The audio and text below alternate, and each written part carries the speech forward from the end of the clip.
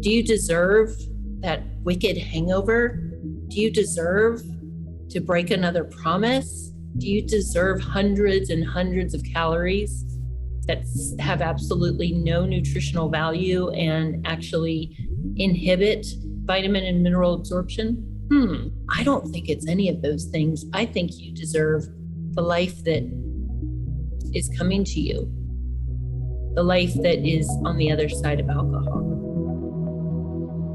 Hi there, this is James Swanwick, and you're listening to the Alcohol Free Lifestyle Podcast, where you learn how to take back control over alcohol and live a life of health, wealth, love, and happiness. Hi, everyone. This is Victoria English, head coach with Alcohol Free Lifestyle. How do you know if you should book a call with us?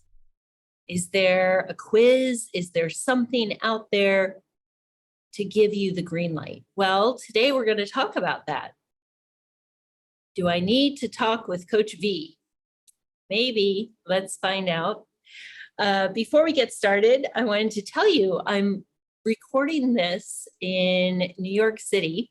I came up to see Bono do his solo show over at the Beacon. So I'm doing that tonight, and I couldn't be more excited. I am a huge U2 fan. Are you a U2 fan? If you are, go on my social media, Victoria English 1111. Follow me, and I'll be posting some pictures from New York City and giving some feedback about the show. Supposedly, we have to turn our phones off, so I won't have any of that, but I understand why we can't do that. So yeah, come and take a look. I'll share some good stuff.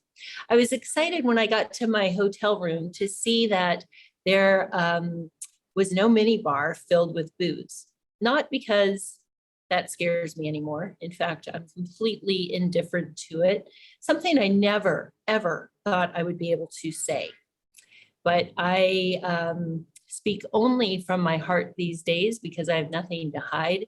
And I am neutral to alcohol. What a miracle, you guys. I tried for so many years. I tried therapy and AA and all the things. And look, they did help. There's nothing wrong with any of those things. In fact, I still work with my therapist. I think we all need one, don't we? A neutral party to help us through life. But yeah, just I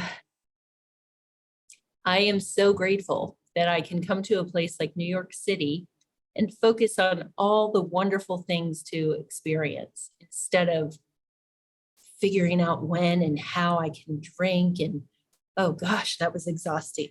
So yeah, good stuff going on. I'm glad to see the hotel doesn't have that alcohol stocked mini bar. It's kind of rude of them to assume that people are going to want to get smashed in their hotel room.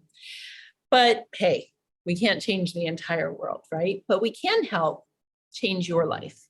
And so today we're going to talk about some things around booking a call with us. You'll speak with either myself or one of our other awesome coaches. What are some things you might say that are signs you should have a chat with us, a free 15-minute call? The first thing is, when you think of alcohol, you think to yourself, I deserve this. I deserve this. Well, my coaching hat is on, and I'm going to say, what do you deserve? Do you deserve that wicked hangover? Do you deserve to break another promise? Do you deserve hundreds and hundreds of calories that have absolutely no nutritional value and actually inhibit vitamin and mineral absorption?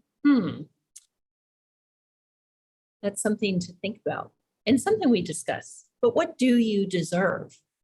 I don't think it's any of those things. I think you deserve the life that is coming to you, the life that is on the other side of alcohol. Another statement that you might find yourself saying that could be an indicator of needing to book a call with us. Why is so-and-so drinking so slowly? So picture this, you're at a dinner. There's, let's say, 8 people, and you order your drink. You're drinking that drink with enthusiasm. There's someone else at the table who's drinking quite slowly. Well, I'll admit it, you guys, I'm fascinated by those people. It is so interesting to me, the difference in how we all are.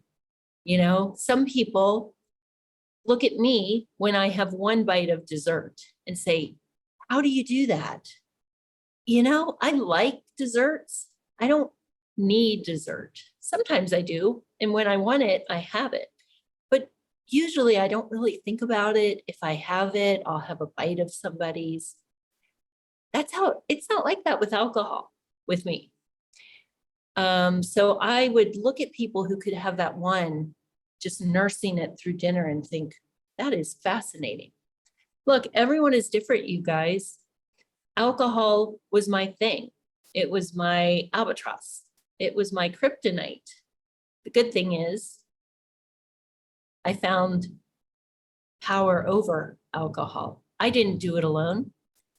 And chances are you won't do it alone either. If you could have, you would have.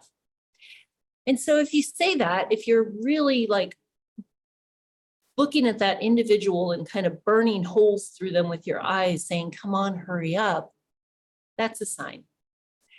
Another thought that might go along with the previous statement is, where is the damn waiter? Where is the damn waiter? When I lived in Miami, I went to a lot of galas, a lot of fundraisers, and man, I would get frustrated if I got stuck at a table with one of those one glass people. I would just be sitting there chomping at the bit, waiting for the waiter to hurry up and refill the glasses. If they were too slow, I would make an excuse to run to the restroom yet again so that I could have a roadie on my way to the ladies' room. It's hard to believe that I was like that, but I was. That's the power of this substance. It's a sneaky one, guys. It takes us to places we would never go. I can't imagine doing that now. But I look back at that version of myself with compassion, because I realized that it wasn't about me or my willpower or anything like that.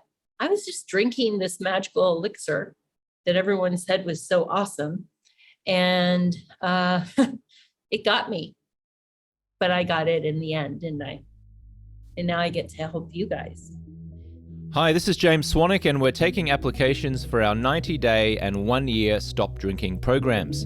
Clients are mostly executives, entrepreneurs, and investors who have tried unsuccessfully and repeatedly to stop drinking but remain stuck in a frustrating cycle of stop-start.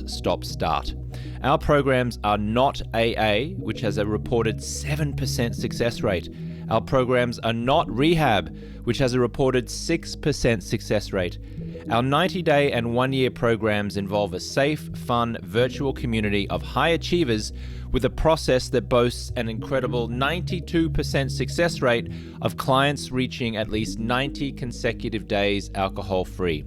Applicants can apply for an introductory interview by visiting alcoholfreelifestyle.com/project90. There's a link in the show notes which you can just click, but that link is alcoholfreelifestyle.com/project90. Application interviews are limited and are conducted on a first-come, first-served basis. If there are no remaining interview times available, wait a few weeks and try again. Let's get back to the show. Here are some things that are definite indicators of needing to book a call. I will only drink on blank. Do you find yourself setting your drinking schedule for the week? On Sunday, I won't drink until Thursday. I won't drink until Friday. The quote, normal drinkers who can take it or leave it, they don't say those things. They don't think about alcohol in that context. I will switch to only blank. Ooh, you know what? Tequila really kicks me in the butt. I'm not drinking that anymore. I'll switch to clear. Well, I think tequila is clear. Does tequila come in colored and white? That shows the last time I paid attention to tequila. I'll switch to rum. I'll switch to only vodka. I'll switch to only wine, beer. So here's how that works. Your brain has what it considers to be an acceptable amount of alcohol intake that is needed. It happens over time. If your brain is accustomed to 6 drinks, it's not going to shut up and leave you alone until it gets 6 drinks. Those drinks might come in the form of a double highball. The drinks might come in the form of spritzers that have less alcohol and just take more volume to get you what you want. Wine, maybe you need 4 glasses or 5, depending on how heavy your pour is. Maybe you need 6 beers. You see what I'm getting at? It's like putting lipstick on a pig. Your brain and body don't care if you're drinking wine, beer, liquor. It doesn't matter if you're drinking top shelf or the bottom shelf stuff that comes with a handle. It's the same stuff. It's the same pig. Again, people who don't question their relationship with alcohol don't say those things. Another sign, I'm not as bad as fill in the blank. You guys, I used to put so much weight into that statement. I'm not as bad as him. Oh man, when he drinks, it is a disaster. And did you read about that celebrity mom who lost custody of her kids? Oh my God, I would never be like that. I must be fine. Well, are you fine? You tell me. If you get to the level of drinking that he got to or she got to, is that when you're going to address this? You know the answer. If it's bad enough for you, it's bad enough. Sometimes these are tough truths. I get it. I have nothing but compassion for you because I've been there. I used to look around for someone who drank in a more unhealthy way than I did to make myself feel better because I didn't want to be an alcoholic mom. I didn't want to be that lady who with that label. Ew. Which leads me into the next statement. It's not like I'm an alcoholic. Well, I was looking at other people who drank in a more destructive way than me so that I didn't have to wear that label of alcoholic. It's not like I'm an alcoholic. Well, who decides that? Who decides who is an alcoholic? That is a very subjective term. And you may have heard us talk about that before, but alcoholic is just a slang phrase. It's like lush or teetotaler, or, well, teetotaler, I guess, isn't negotiable. It's just someone who doesn't drink. But you know what I'm saying. It is not something that's measurable. It's subjective. And so what looks like not alcoholic drinking in one community or one family or one culture might look reckless and completely alcoholic to another. And so we don't even use that term. Alcohol use disorder is a super, super broad spectrum. And it's okay if you're on it. It doesn't have to be a progressive, degenerative condition that you're labeled with for the rest of your life. It's a phase. We'll call it a phase. When you come into Project 90, you're a non-drinker. You're not a former problem drinker. You're not a person who can't drink. You can drink. You're choosing not to because life becomes so much better without it.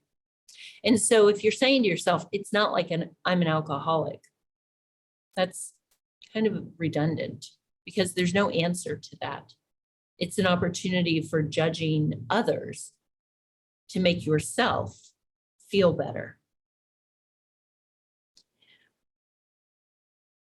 The next one is, will the event have wine? I'd better have some before I go just in case. Yeah. Oh boy, I did this. If you're listening to this podcast, you might do it as well. It's okay, guys. Again, this is just how we've been conditioned. But over time, because our brain is jonesing for this substance, we plan more and more of our day and our life around it because it's like an itch that has to be scratched. If you're going to an event and you're unsure of the alcohol situation, and so you drink to scratch the itch, you and I should talk. It doesn't have to stay this way. One thing I can almost guarantee is that if it doesn't get better, meaning you do something about it, you make a really committed, conscious decision to do something about it, it's going to get worse. When I was in my 30s, I started struggling with drinking. It was very slow, very insidious, and I could stop. And then I'd go back because I thought everything was fine, and it would be a little bit worse. And the stopping got harder. The breaks got shorter because I was not happy not drinking. I was also becoming increasingly miserable with drinking. So I've been where you are. You can't imagine a life with drinking anymore, but you also can't imagine a life without drinking. That is completely okay. And that is cognitive dissonance. It's okay. We're going to coach you around all of that. The only thing you need to know before you join us, well, there's a lot you need to know, but the big question is, am I okay with not knowing exactly how this is going to turn out? But I have the absolute conviction that it can't go on like this. Do you want it to keep going on like this? If you don't, we can help you. We can. We have a tremendously high success rate. And so if you resonated with what I've said today, just book the call. I don't bite. I think you guys can all tell I'm a fairly easygoing, nice person. And so let's have a chat. 15 minutes, it's free. If you're not a fit, we're going to have other resources for you to recognize you for the huge step it is to even book this call. So there's no worries about that. I hope I get to chat with some of you very soon. I love what I do. This is an incredible team that I get to work with. We're growing. We're just so excited that we get to do what we do. And we hope we get to help you soon. Until next time, rock on, put on some U2, and I'll chat to you soon. Bye-bye.